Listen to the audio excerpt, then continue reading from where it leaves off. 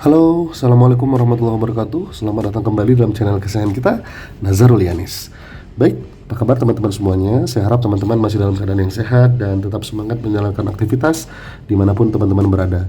Tak lupa saya ucapkan terima kasih kepada subscriber saya yang setia mendukung menyaksikan video saya sampai dengan saat ini. Kalian semua luar biasa guys ya. Dan di vlog kali ini atau di video kali ini kita akan coba ngebahas ya satu buah ataupun satu metode teknik perbanyakan tanaman ya. Tentunya ini adalah urban gardening, dan di segmen kali ini ya kita akan coba membahas teknik perbanyakan tanaman daripada umbi ungu ya, umbi ungu. Baik, tapi sebelum itu jangan lupa klik tombol subscribe, like, dan berikan komentar, dan yuk kita bahas. Baik, jadi setelah ada di depan saya ini adalah salah satu perbanyakan tanaman ya, dengan menggunakan metode apa namanya ya, metode perbanyakan tanaman secara vegetatif ya. Kalau kita kenal ini adalah metode perbanyakan secara vegetatif. Kenapa dibilang secara vegetatif ya? Karena perbanyakan tanaman ini ya kita gunakan adalah pada bagian tanamannya atau pada bagian vegetasinya ya. Maka bukan secara generatif atau bukan melalui perkawinan ataupun melalui hasil embrio pada biji tanaman ya, hasil perkawinan. Nah, maka ini adalah salah satu contoh umbi kayu ya. Ini adalah contoh umbi ungu ya, maksud saya umbi ungu ya, yang berada di pasar ya. Teman-teman bisa langsung aja beli umbi ungu seperti ini ya. Dan ini gampang ya dicari ya, umbi ungu, umbi oren, ataupun umbi-umbian lah, kentang juga bisa ya, wortel dan sebagainya, itu bisa kita beli ya dari pasar ya. Kemudian teman-teman ya lihat ya. Nah, umbi ungu ini merupakan bagian daripada tanaman itu sendiri ataupun bagian vegetasinya, yaitu adalah ini termasuk kepada umbi akar ya. Jadi jenis akar di sini ini adalah akarnya sebenarnya ya. Jadi ini bagian akar tanaman umbi yang membengkak. Kenapa membengkak? Karena ini berisikan karbohidrat atau zat amilum yang terkumpul, zat pati yang terkumpul hasil daripada proses fotosintesis. Jadi umbi ini merupakan bagian cadangan makanannya teman-teman ya. Jadi teman-teman kita tahu ya, tumbuhan itu berfotosintesis, berespirasi ya. Pada siang hari berfotosintesis ya, kemudian menghasilkan apa? C6H12O6 ya, plus O2, oksigen. Oksigen dilepaskan ya ke udara, dan karbohidratnya disimpan dalam bentuk amilum atau zat pati, terutama pada tanaman umbi ungu ini, maka disimpan dalam bentuk umbi-umbian. Ya, inilah dia. Jadi inilah ada bagian akarnya. Tentu saja bagian akar ini merupakan bagian vegetasi dari tanaman ya. Dan ini yang kita manfaatkan teman-teman. Jadi pada tanaman umbi ini, inilah yang kita manfaatkan sebagai makanan ataupun bahan makanan ya, bahan pokok dan bahan makanan. Macam-macam bisa kita gunakan untuk buat kue, buat roti, ataupun direbus dan sebagainya ya. Baik, kemudian teman-teman kalau cara perbanyakan vegetatif, teman-teman bisa lihat ya, cukup kita menggunakan satu wadah seperti ini ya, dan ini diisi air. Cukup diisi air pump boleh, air sumur boleh, tidak ada masalah ya. Dan kita atur ya bagaimana caranya umbi ini bisa terendam setengahnya. Oke, setengahnya ini tujuannya untuk merangsang pembentukan pembentukan radix atau radikula ya, atau calon akar. Jadi biarkan dia terendam sebagian agar bisa tumbuh calon-calon akar teman-teman ya. Teman-teman bisa lihat ini ada calon-calon akar yang kecil ya. Bagian-bagian calon akar yang kecil di sini yang masih putih ya. Putih-putih halus seperti ini ya. Nah, ini kita rendam. Nah, kita rendam seperti ini.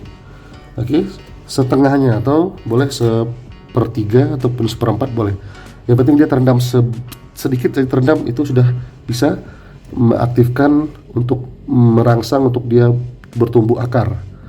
Oke, kenapa tidak kita rendam semua? Kalau kita rendam semua jadinya akan busuk ya, akan busuk. Maka umbi ini tidak bisa bernapas. Jadi dia akan membusuk dan rusak. Jadi kita biarkan dia tumbuh ya, bagian akarnya, radikulanya ya. Ya, jadi bertahap dia akan tumbuh akar. Nah, teman-teman harus tahu ya, pada bagian ataupun jaringan tanaman ini memiliki kemampuan, sel tanaman memiliki kemampuan totipotensi ya, atau kemampuan untuk tumbuh membentuk jaringan yang baru ya, berbeda dengan sel hewan ya. Sel tumbuhan memiliki kemampuan totipotensi ya, dan dia membentuk jaringan membran sel, dinding sel dan sebagainya ya, dan akhirnya tumbuh akar. Oke. Nah, ini akar tumbuh ya teman-teman, ini sudah kurang lebih ini sudah berumur ini 1,5 bulan ya, akarnya seperti ini ya. Oke, cukup diletakkan seperti ini, dan dia nanti teman-teman bisa taruh di ruangan yang gelap boleh ya. Untuk di awal-awal gelap boleh, untuk seminggu 2 minggu pertama di ruangan gelap boleh, baru sisanya di ruangan yang terang boleh ya. Oke, jadi dia akan merangsang ya pertumbuhan akar. Dari mana akar itu tumbuh? Energi yang digunakan ataupun cadangan makanan yang digunakan adalah berasal dari umbi ini sendiri. Makanya tadinya umbinya itu lumayan besar ya, cukup besar, dan dia akan mengecil, lama-lama akan mengecil, kempis ya. Dari ini kita lihat ada retakan di sini. Artinya apa? Dia sudah mulai mengkerut dan mengempis ya. Nah, kemudian setelah tumbuh bagian akar, maka berangsur-angsur dia akan tumbuh di bagian batangnya atau bagian batang atas nih ya, atau yang disebut sebagai apa namanya ya, tanaman ini ya, pada bagian atas ini disebut sebagai tanaman ataupun planlet ya, ataupun tanaman kecil ya, jaringan tanaman kecil yang tumbuh pada bagian umbi ya. Nah, ini tumbuh dia seperti planlet gini ya, tanaman kecil ini akan tumbuh tunas melalui mata-mata tunas yang tersedia. Jadi ini adalah bentuk dari mata-mata tunas yang ada. Biasanya pada umbi-umbi itu ada tonjolan-tonjolan, dan itu merupakan mata-mata tunas ya. Nah, ini pada bagian atas terutama ya, dia akan tumbuh ya, tumbuh dan mencari arah datangnya cahaya. Oke, ini tumbuh planlet. Kalau tumbuh planlet ini artinya bisa menjadi satu individu yang baru. Teman-teman, ini bisa kita potong ya. Kalau teman-teman mau tumbuhkan, ini bisa kita potong ya, potong menggunakan pisau ataupun cutter. Ini bisa jadi satu tumbuhan yang baru. Oke. Jadi setiap planlet-planlet yang tumbuh ini bisa digunakan untuk menjadi tumbuhan-tumbuhan yang baru. Oke, berarti ya kalau kita hitung nih ada 1, 2, 3, 4, 5, 6, 7. Sekitar 7 atau 8 planlet yang bisa tumbuh yang menjadi tunas ataupun indukan tanaman yang baru dari satu umbi ini. Oke, kurang lebih seperti itu. Jadi 1 bulan kita bisa menumbuhkan. Dan ini tumbuh juga daun-daun pertama ya, ataupun plumula ya. Plumula itu daun-daun ataupun daun pertama ya, bakal daun, dan tumbuh dia seperti ini. Dan ini sebenarnya sudah cukup tua ya, dan ini sudah harus dipindahkan segera. Artinya ini sudah harus dipindahkan ke polybag ataupun ke tanah. Saran saya ini dilakukan nursery dulu ya, ataupun dipindahkan dulu di polybag kecil ya, agar bisa atur pertumbuhannya, diawasi pertumbuhannya, dimonitor ya. Jadi biarkan dia dulu aklimatisasi dulu, ditaruh dalam polybag. Kita potong saja ini boleh ya, ataupun langsung pada bagian akar juga boleh. Nanti ya kita akan coba ya, pada bagian akar kita belah seperti ini boleh, ataupun nanti ya di bagian-bagian ini juga boleh. Dia akan tumbuh juga ini, nanti tumbuh akar dia ya. Dan dia juga sudah bisa berfotosintesis di sini karena sudah tumbuh bagian daun. Jadi tidak ada masalah ya. Toh apabila teman-teman pun nanamnya langsung seperti ini bisa. Misalnya kita langsung tanam seperti ini di dalam polybag atau dalam lahan di tanah, bisa. Dia akan tumbuh, kemudian akan tumbuh akar-akar di sebelah sini.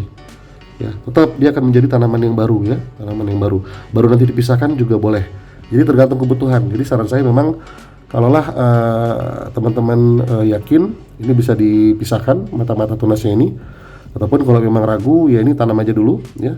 Nanti mungkin saya akan coba untuk belah ini menjadi beberapa bagian dulu ya, beberapa bagian, mungkin 2 atau 3 bagian, dan kita akan tanam dalam 2 atau 3 polybag. Kita akan lihat dulu perkembangannya ya.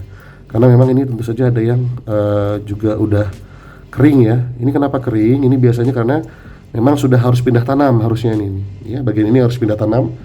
Jadi memang tunas-tunas ini sudah membutuhkan zat-zat atau sudah membutuhkan mineral-mineral unsur hara yang ada dalam tanah. Kenapa? Karena kita hanya menyediakan air saja ya, di awal kita hanya merangsang pertumbuhan, jadi kita cukup menggunakan air. Namun pada masa pertumbuhannya dia akan membutuhkan energi dan membutuhkan unsur-unsur hara untuk tumbuh dan berkembang secara optimal. Jadi ini ya teman-teman bisa lihat sendiri ya, daunnya kuning ya, terus dia kurus, kering dan sebagainya. Jadi ini kita harus segera pindahkan. Mudah-mudahan masih bisa tertolong ya. Nanti akarnya kita akan rapikan dan kita akan bagilah serapi mungkin ya. Bagaimana caranya nanti kita akan belah. Oke.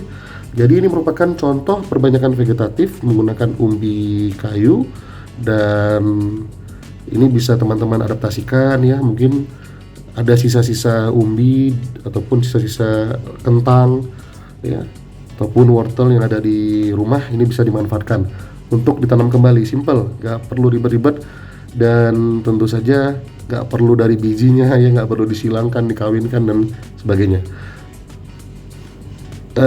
Insya Allah hasil dari produksi nanti tumbuhan ini ya akan identik dengan umbinya ini. Nah, jadi karena dia berkembang secara vegetatif, maka tidak terjadi pertukaran gen ya, tidak terjadi generatif proses perkawinan. Maka kalau kita tanam, produksinya kita akan lihat bisa kita ukur identik seperti ini. Nah, kira-kira begitu ya teman-teman, yang luar biasa sekali ya. Oke, saya pikir cukup dulu ya untuk pembahasan kita pada hari ini ya. Jangan lupa klik tombol subscribe, like, dan apabila teman suka dengan komentar ataupun teman-teman suka dengan video seperti ini, boleh ketik di kolom komentar dan kita akan buat lagi berbagai macam video-video menarik seputar segmen urban gardening. Oke, jangan lupa, see you, sampai ketemu di video kita selanjutnya. Assalamualaikum warahmatullahi wabarakatuh.